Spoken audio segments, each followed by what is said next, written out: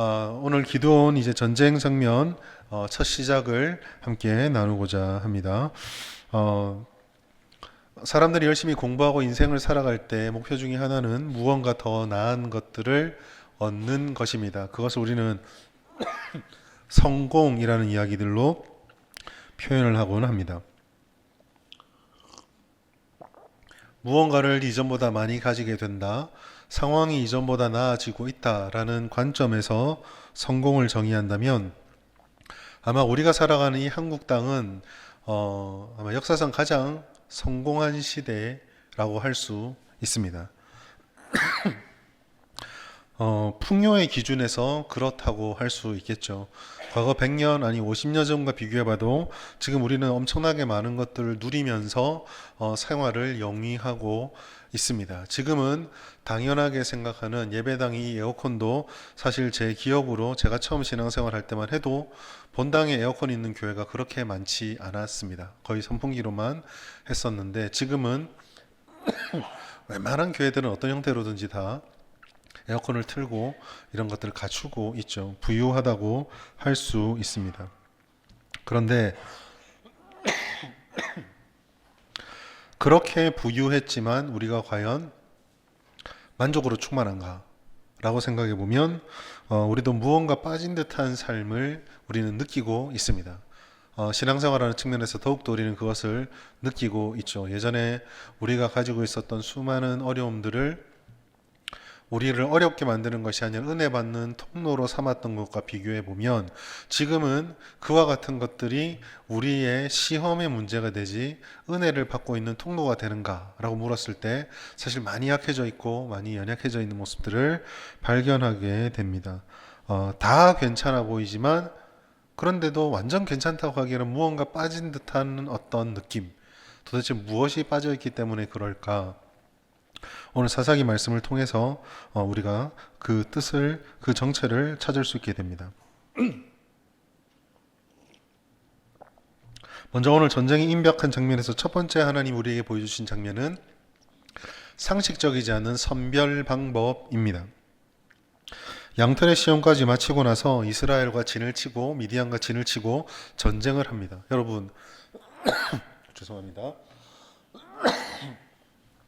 요즘은 첨단 무기가 발달돼 있어서 병력의 숫자는 크게 중요하게 여기지 않지만 과거의 전쟁에서 가장 중요한 것은 군사력이었습니다. 얼마나 많은 군대가 동원이 되어지는가, 내 병사가 얼마나 많은가라는 문제는 곧 전투력과 직결이 되는 거죠.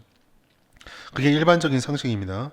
그 일반적인 상식을 가지고 오늘 전쟁의 장면으로 들어가면 도대체가 이해가 되지 않는 이상한 일들이 벌어집니다.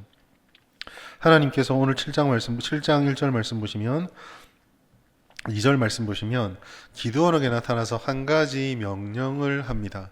미디안과의 전쟁에서 이기기 위한 필승 전략을 가르쳐 주었는가? 그렇지 않아요. 하나님께서 오셔서 처음 하셨던 말은 군인이 많다, 줄여라 입니다. 충격적이죠. 왜 그렇습니까? 다시 말씀드리지만 과거의 전쟁에서 필수적인 요소는 얼마나 많은 군대를 동원할 수 있는가입니다. 그런데 이 군대의 수를 줄이라는 것은 우리식으로 쉽게 말하자면 전쟁하러 가는데 총수를 줄여라, 총을 빼라, 힘을 빼라 라는 말과 같습니다. 이스라엘 백성이 몇 명이나 모였느냐? 오늘 이제 그 첫 번째 가려진 숫자와 남겨진 숫자를 합해 보면 처음 모였을 때 이스라엘 숫자는 3만 2천 명이었어요. 적은 수가 아닙니다. 지금이야 군대가 우리가 대한민국 군인이 뭐 몇십만 이러니까 뭐 3만 2천 명 그럴지 모르겠는데 과거의 전쟁에서는요 5천 명 규모, 몇백 명 규모의 전쟁이 굉장히 많았습니다. 일단 10,000대가 넘어가는 전쟁이면요 굉장히 큰 군대를 모집한 거거든요. 3만 2천 명이 모였다라는 것은 나름 꽤 괜찮은 군대를 모은 겁니다. 그런데 이 3만 2천의 숫자가 크다고 생각하고 미디안을 생각해 보면 미디안은 몇 명이 모였을까요? 오늘 우리가 읽었던 7장 부문에 나타나지 않지만 사사기 8장 10절 말씀 보시면은요 13만 5천여 명 정도입니다.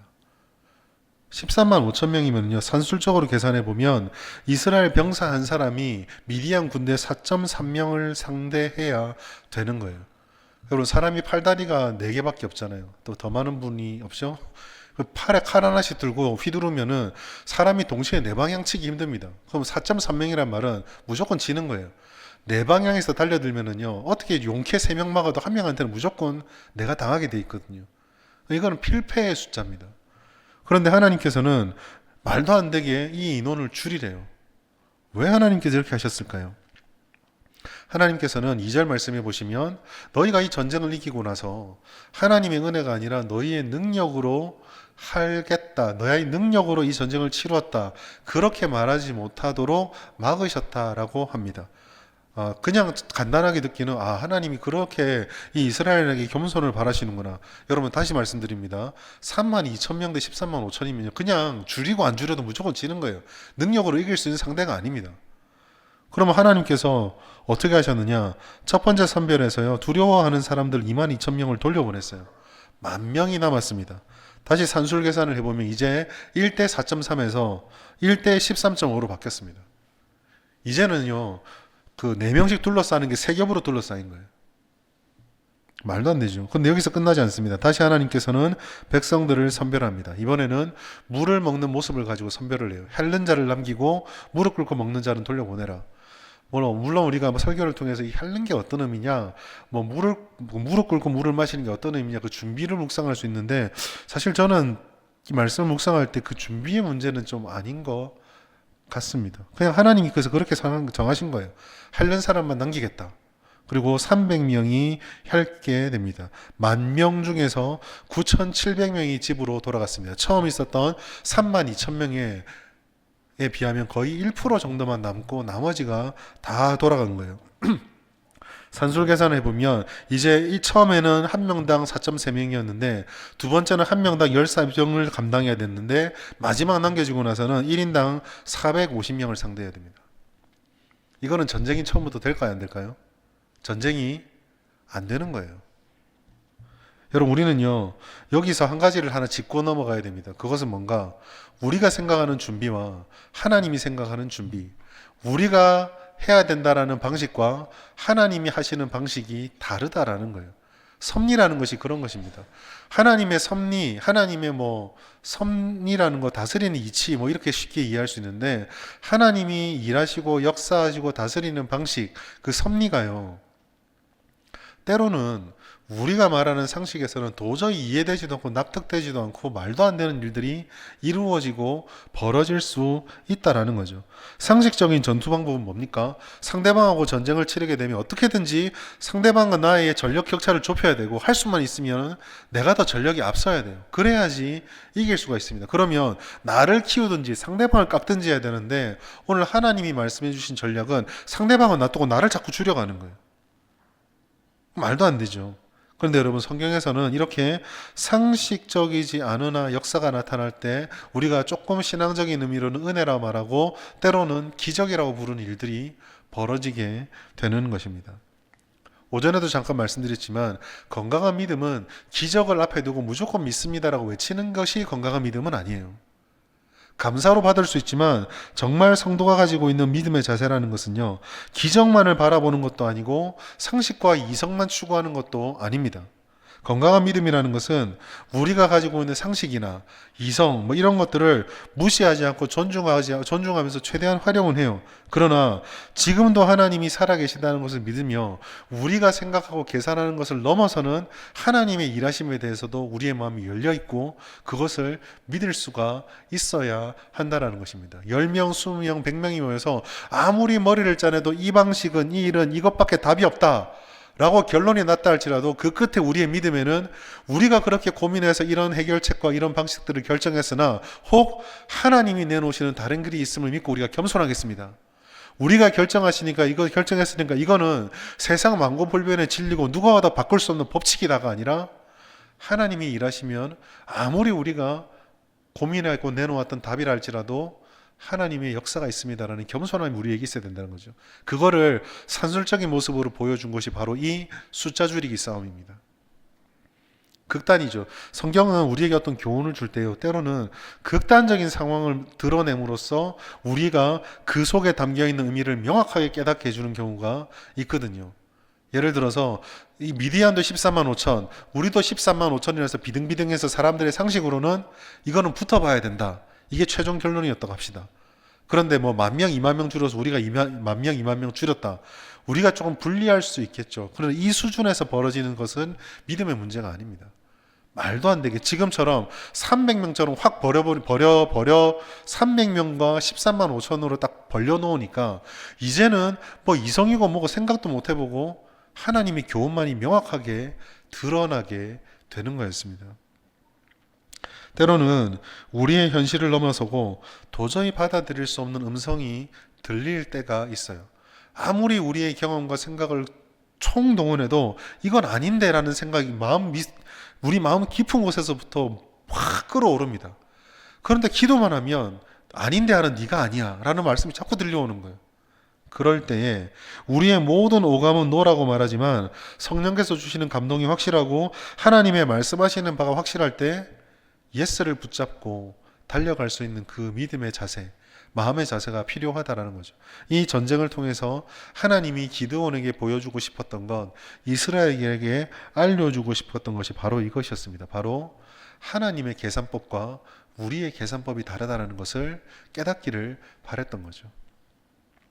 큰일을 치를수록 우리는 신중해야 합니다. 계획이 필요하죠. 머리를 쓰고 고민해야 합니다. 아무 계획 없이 그냥 어떻게 되겠지라고 밀어붙이는 게 항상 믿음은 아니에요. 믿음은 절대로 게으른 맹종을 지지하지 않습니다. 당연히 믿음은 하나님의 역사를 배제시켜버린 인간적인 상식도 지지하는 것은 아니지만요. 두 가지를 다 우리가 계산해야 되는데 어쨌든 그러한 계획과 계산이 필요하지만 예측도 필요하고 준비도 필요하지만 그러한 것들이 하나님의 자리를 차지하고 절대화되는 것을 하나님은 막으십니다. 사실 우리가 인생을 살면서 연륜이 쌓여가면서 자연스럽게 경험되어지는 것이 있어요. 그거는 뭐냐면 우리가 참 많은 것들을 경험하고 많은 것들을 쌓아가도 우리가 모든 것을 다 알 수가 없다라는 것입니다. 이번에 캄보디아 갈 때 저희가 기도했던 것 중에 고민했던 게 있어요. 저희가 건축 일을 했어야 되거든요. 그런데 출발하는 당일까지 도착하는 날부터 계속 빈 거예요. 빕니다. 우리가 할 수 있는 여러 가지가 있겠죠. 이번 사역은 건축은 아닌가 보다. 이거는 그냥 돈만 줘놓고 다른 걸로 대체하자. 뭐 그런 것도 있을 수가 있겠죠. 그런 것들 앞에서 우리가 고민하고 계획을 해야 되지만 또 한 가지 경험했던 건 뭘까요? 하나님께서 일기를 조정하시는 걸 경험하는 거예요. 공사가 끝날 때까지 비가 한 방울 안 왔습니다. 근데 공사 끝나고 이제 조금 실내도 갈 수 있고 여유가 있을 때 그때 비가 쏟아지기 시작하시더라고요. 그것도 비가 오는 게 이동할 때 잠깐 오고요. 원래 우리가 일기예배 때 보았던 그 긴 기간 동안에 내렸으면 이만큼 내릴 거라는 비는 오지 않았었어요. 어떤 사람들은 그렇게 말할지 모르는데 일기란 게 그렇지. 근데 우리는 그 팀들과 우리 기도했던 성도들을 믿고 있죠. 우리가 좋은 일기를 위해 기도했기 때문에. 이처럼 하나님이 일하시는 방법이 때로는 우리의 생각과 계산법을 너무 초월해서 나타나는 거예요. 이러한 가르침과 이러한 고백들은 오늘 우리 이 시대에는 잘 받아들여지지 않아요. 왜냐하면 우리가 살아가는 이 시대는 정확한 효과와 결과를 중요시하는 실용주의 시대고 결과주의 시대이기 때문에 그렇습니다. 실용주의는 결국 현실주의거든요. 결과가 날 수 있는 것만 진리라고 믿기 때문에 우리가 통제할 수 없는 것 밖에서 일어나는 일들은 우리가 별로 고민하지도 않고 중요하게 생각하지도 않습니다. 그럼 현실적일수록 사람들이 뭐에 매달릴까요? 신념 아닙니다. 계산입니다. 예측과 통제입니다. 거기에 모든 것들이 집중되어지죠. 경험도 여기에 한 몫을 하게 됩니다. 그러니까 하나님께서 지금 이스라엘에게 내려주는 이 명령은요, 경험적이지도 않고 이성적이지도 않고 계산적이지도 않고 아무것도 아니에요. 그런데 여기에 오늘날 한국교회와 모든 성도들이 잃어버리고 있는 중요한 한 가지가 있어요. 아까 말씀드린 하나님의 계산법입니다. 하나님의 계산법은 일반적인 등식으로는 설명이 잘 되지 않습니다. 하나님께서 우리의 자원과 우리의 재능을 분명히 활용을 하세요. 사용하십니다. 그것을 무시하지 않습니다. 그런데 하나님의 계산법에서 중요한 것은 그와 같은 것들이 중요하지 않다는 아니지만 그와 같은 자원과 재능들이 다른 어떤 것으로도 대처할 수 없는 하나님의 자리를 차지하는 것을 하나님께서는 허락하지 않습니다. 하나님께서 기드온과 그 군대의 수를 줄이시는 선멸 작업의 이유는요. 우리가 2절에서도 보았지만 하나님께서 하신 일이라고 하는 믿음의 고백 대신에 우리가 가지고 있는 힘과 노력과 계획으로 이 일을 이루었다. 즉 하나님의 자리에 다른 것들이 끼어든 것을 막게 하기 위해서 아예 불가능한 숫자로 만들어 버리신 거예요. 어떻게 용사가 많으면 1대 4.3까지는 어떻게 해보겠는데 1대 450이 되면 답이 안 나오는 거거든요. 그 상황을 만들어 버리신 것입니다. 1 더하기 1은 2다. 하나님이 틀렸다고 말씀하지 않으세요. 그러나 1 더하기 1은 2다라고 알고 있는 우리들이 거기에 더해서 그러나 1 뒤에 변수가 하나님이 되어버리면 그 뒤에 답이 무한대로 바뀔 수 있다는 계산법을 잊어버려서는 안 된다. 이거를 하나님께서 우리에게 가르쳐주고 싶으셨던 겁니다. 이스라엘 사람들이 광야길을 걸어가면서 경험했던 게 뭡니까? 광야에서는 생존에만 급급하고 그렇게 해도 살아남을 수 있을까 없을까 하는 게 인간적인 1 더하기 1은 2라는 계산이거든요. 그런데 거기에 구름 기둥과 불 기둥의 하나님의 임재, 1 더하기 하나님이 더해지니까 광야길이 요람이 되고 학교가 되고 전쟁하는 백성들을 훈련시키는 훈련장이 되고 40년 동안 하나님의 기적을 경험하는 놀라운 체험의 현장으로 바뀌어버리게 되는 것. 이 계산법을 하나님께서 광야길을 걸어가는 이스라엘에게 가르쳐 주셨어요. 여러분, 가나안에 들어와서 지금 사사기 말씀을 보고 있는데 사사기 말씀 속에서 이스라엘 사람들이 계속 고통을 겪는 건 뭐냐면요. 1 더하기 하나님은 무한대라는 계산법으로 가나안을 점령했는데 그곳에서 1 더하기 1은 2라는 것만 생각하는 거예요. 계산법을 다 버려버렸습니다. 그래서 1 더하기 1은 2가 되기 위해서는 이 1이 바알이 들어오니까 되는구나, 아세라가 들어오니까 되는구나, 자기 인간적인 걸 자꾸 집어넣어서 내가 원하는 2라는 답을 반드시 만들어내려고 했던 거예요. 그러니까 거기서 무너져 버렸습니다. 하나님의 계산법이 말씀을 통해서 우리에게 알려주지만 힘든 이유는요, 이 계산법이 저절로 내 것이 되지 않기 때문에 그렇습니다. 다른 말로 표현하자면 이 하나님의 계산법을 내가 익히고 내 것으로 만들기 위해서는요, 현실이라고 하는 장벽 앞에서 이 계산법을, 인간적이고 상식적인 계산법을 내려놓았을 때에 내게 발생할지도 모르겠다라는 그 손해에 대한 두려움, 그 두려움을 극복해야지만 하나님의 계산법을 배울 수가 있어요. 여러분, 무한대는요, 정말 말 그대로 무한대죠. 어느 방향으로 어떤 식으로 얼마만큼 뻗어나갈지 아무것도 모르는 겁니다.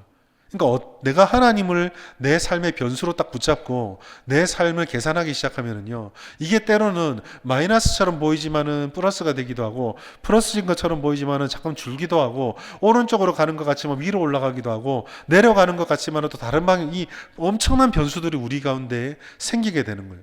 그런데 이 변수들을 감당할 수 있는 믿음이 무엇입니까? 하나님이 우리들에게 주셨던 약속의 말씀.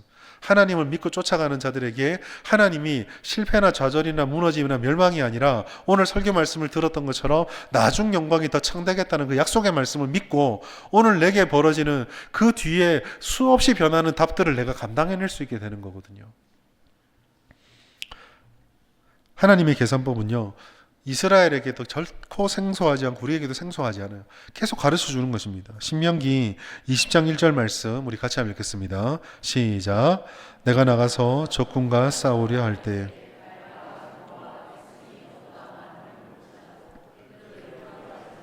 애굽 땅에서 너를 인도하여 내신 내 하나님 여호와께서 너와 함께 하시느냐 하면, 여기 보시면 하나님의 계산법이 정확히 있어요. 1은 납니다.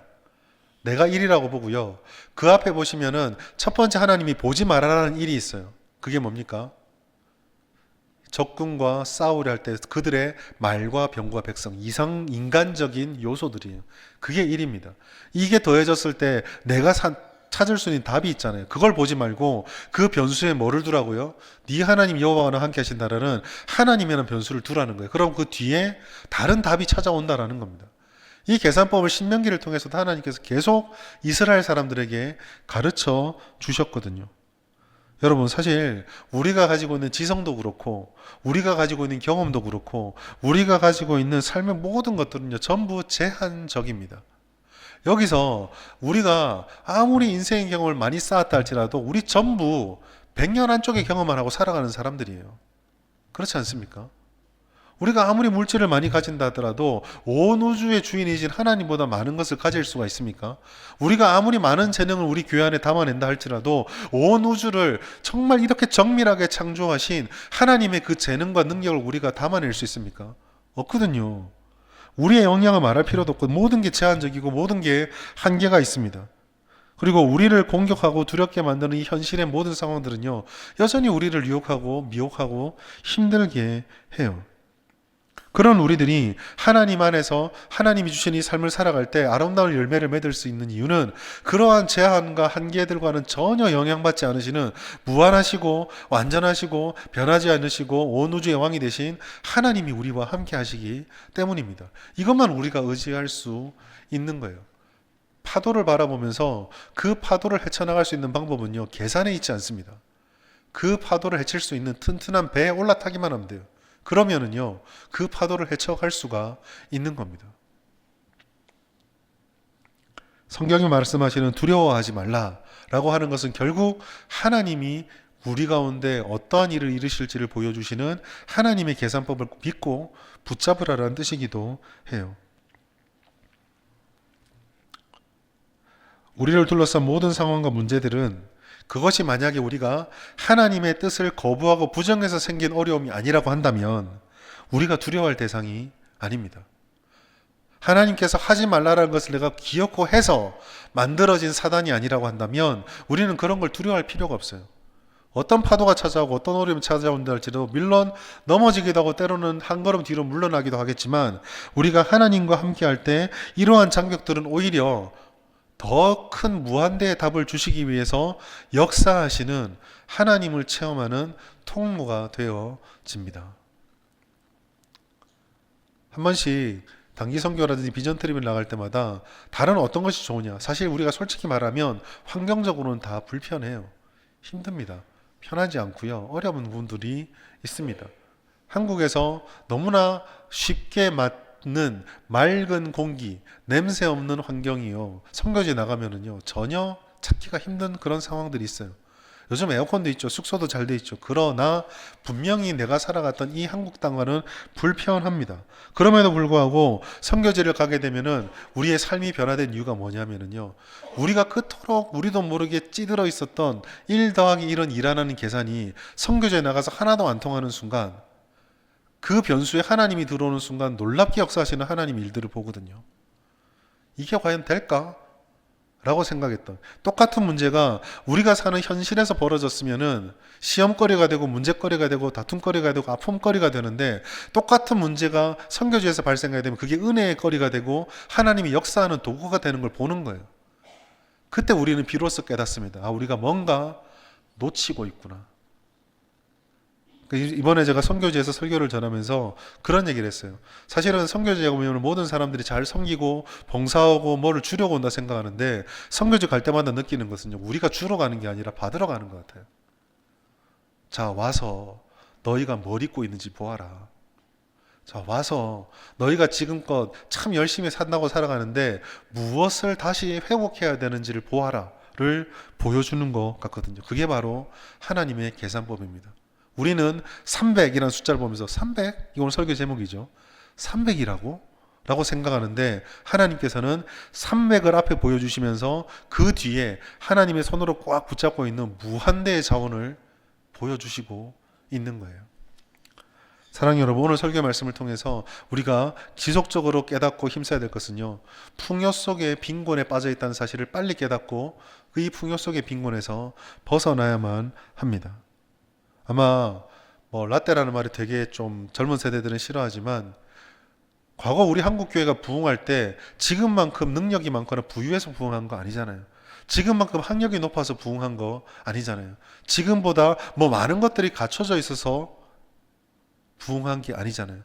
우리가 다 알고 있는 거예요. 한번 기억을 되돌려 보십시오. 50년 전에, 30년 전에 내가 처음 신앙에 뜨거움이 있을 때 아마 그 뜨거움을 여러분 묵상해 보시면 깨닫게 될 거예요. 아, 그때 나의 생활의 계산법은 1 더하기 하나님 무한대 계산법이었구나. 지금은 나도 모르게 삶이라는 무게 속에 짓눌렸어. 그래서 지금 주어져 있는 것들 참 많아서 풍성한 것처럼 보이지만 1 더하기 1은 2라는 것만 철석같이 붙잡고 달려가고 있는지도 모릅니다. 그러면 그 어떤 풍요로움이 우리 가운데 있을지라도 우리는 거기에서 영적으로 빈곤할 수밖에 없는 거예요. 신앙의 시작은요, 이미 이 불가항력적이고 이해되지 않고 설명할 수 없는 무한대의 사랑으로부터 출발했습니다. 예수 그리스도의 은혜, 그 은혜는 계산으로 주어진 것이 아니에요. 지혜가 풍성하신 하나님께서 계산기를 열심히 두드려 보니 죄를 구원해 주면 내가 구원해 줄 만큼 내가 뽑아낼 수 있겠다. 그 답이 나왔기 때문에 우리를 구원해 주신 게 아니라는 겁니다. 일방적으로 계산할 수 없는 사랑을 우리에게 주셨어요. 이 사랑을 우리가 놓쳐버리면요, 우리는 그저 변하는 오고 오는 환경과 상황 속에서 무너지고 쓰러질 수밖에 없습니다. 그것은 세상적으로 아무리 많은 것을 가지게 된다 할지라도 피할 수 없는 세상 계산법에 익숙해져 있는 사람들의 운명이에요. 왜냐하면 세상의 모든 것들은 결국 변하거나 사라지게 되거든요. 내가 이가 있다고 생각했는데 어느 날 깨달아 보면 이가 없어요. 분명히 1 더하기 1을 했으면 2가 남아야 되는데 내 손에는 2가 있는 것이 아니라 반도 안 남아있거나 아무것도 남아있지 않은 것을 경험하게 되기 때문입니다. 사랑하는 여러분, 하나님의 계산법을 우리가 배우기를 힘씁시다. 삶을 통해서 살아내기를 힘씁시다. 이거를 배우려면 먼저 하나님을 전적으로 믿고 의지해야 합니다. 내게 어떤 생각이 찾아올 때, 어떤 일들이 나를 사로잡을 때, 그럴 때마다 나를 향해서 자꾸 나를 중심에 두려는 마음들을 내려놓고 하나님 믿는 믿음으로 하나님께서 이런 상황 가운데 내게 무엇을 말씀하실까를 묻는 훈련들이 반복해서 이루어져야 됩니다. 그리고 더 나아가서 그 하나님을 향한 믿음 앞에 우리는 순종으로 나가야 돼요. 하나님을 믿노라라고 말씀드렸고, 오늘 오전에 설교드린 것처럼 하나님을 믿습니다라고 말하는 것은 결국 부담감을 짊어지는 것입니다. 주님, 내가 주님을 믿습니다라고 말하는 순간 하나님이 약속해 주신 형통이 우리에게 있지만 그 형통을 향해 걸어가는 우리의 과정은 때로는 내가 짊어져야 될 수고한 짐을 짊어질 수도 있고 내가 버리기 싫은 것을 버려야 되는 어려움을 겪을 수도 있어요. 그러나 중요한 것은 그렇게 순종할 때 하나님의 일하시는 놀라운 역사를 보는 것입니다. 다음 구절에서 보게 되겠지만 300이라는 말도 안 되는 숫자를 들고 기드온이 나아갔을 때에 하나님께서는 이 300이 어떻게 보면은 300조차 필요 없는 전략을 통해 하나님의 능력을 통해 이 전쟁을 뒤집어 놓으셔요. 하나님께서 우리를 통해 역사하실 때 우리에게 필요한 것이 순종입니다. 그렇게 하나님이 역사하시면 우리가 생각하는 것과는 비교할 수 없는 놀라운 일들이 일어나게 됩니다. 이 믿음의 순종이 없으면 아무리 많은 것을 소유하더라도 우리의 영혼과 우리의 삶은 빈곤할 수밖에 없어요. 여러분, 우리가 교회 일이라는 거, 신앙생활 한다는 게 하나님의 역사를 이루고 하나님의 일을 하는 거라고 생각하십니다. 물론 맞는 말이에요. 그런데 기억하십시오. 하나님의 일은 우리의 헌신이 아니라 하나님의 열심으로 이루어집니다. 그럼 우리의 헌신은요? 하나님의 일은 하나님의 열심으로 이루시는데 헌신은 그 열심을 드러내는 도구가 되는 것입니다. 이사야서 9장 7절 말씀 같이 한번 읽겠습니다. 시작. 그 정사와 평강의 더함이 무궁하며 또 다윗의 왕좌와 그의 나라에 군림하여 정의와 공의로 그것을 보존할 것이라. 만군의 여호와의 열심히 이를 이루리라. 아멘. 하나님이 열심히 이루는 거예요. 오늘 우리 자신의 삶을 한번 돌아보고 이제 세상으로 나가는 우리의 삶을 오늘 주일에 받았던 모든 은혜들 끝으로 맺으면서 스스로를 돌아봅시다. 내 영혼은 풍요 속에서 혹시 빈곤하지 않는가? 내가 삶을 바라보는 나의 계산법은 1 더하기 1은 2라는 세상의 계산법인가? 아니면 1 더하기 하나님은 무한대라는 하나님의 계산법인가? 하나님의 일하심을 믿고 하나님의 기적과 하나님의 계산법을 신뢰하고 배워가고 순종함을 통해 우리의 삶에서 작동하게 합시다. 그러면 세상이 알 수 없는 하나님이 주시는 풍요로움이 우리의 삶 구석구석에서 싹싹을 내고 열매를 맺기 시작할 거예요. 우리 교회의 승리의 비결, 성도들의 삶의 승리의 비결은 바로 여기에 있습니다. 이렇게 해도 돼? 이걸로 돼? 라고 말할 때 하나님께서 내가 하면 돼 라고 말하는 그 음성을 듣고 순종하셔서 하나님이 주시는 은혜의 삶을 이번 한 주도 누리시고 하나님이 주는 풍요의 삶을 누려가시는 우리 모든 성도님 되시기를 예수님의 이름으로 축복합니다.